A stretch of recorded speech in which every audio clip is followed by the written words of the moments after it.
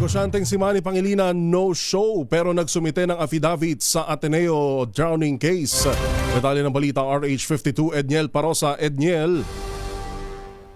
Yuel, hindi na humarap pa sa Campo Crame ang negosyanteng si Manny Pangilinan sa kabila ng patawag sa kanya ng pulisya kaugnay ng pagkasawi ng Ateneo basketball players na sina Rene Baterbonia at Divine Adili.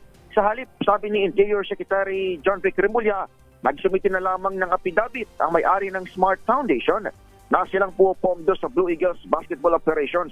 Paliwanag daw ni CIDG Director, Police Major General Robert Alexander Morico II, hindi na kailangan pa ng pisikal na presensya ni MVP dahil patapos naman na ang case build-up.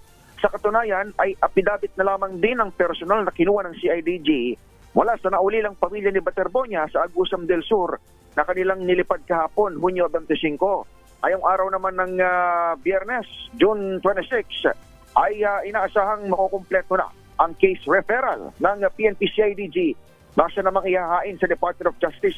Ayon kay Morico, magiging bahagi itong mga affidavit na mga documentary evidence na kanilang ipapasa sa nabanggit na kagawaran. Ako si Edniel Parosa, nag-uulat para sa DZRH. Una sa Pilipinas, una sa Pilipino. Maraming salamat 52 Edniel Parosa. Magandang umaga!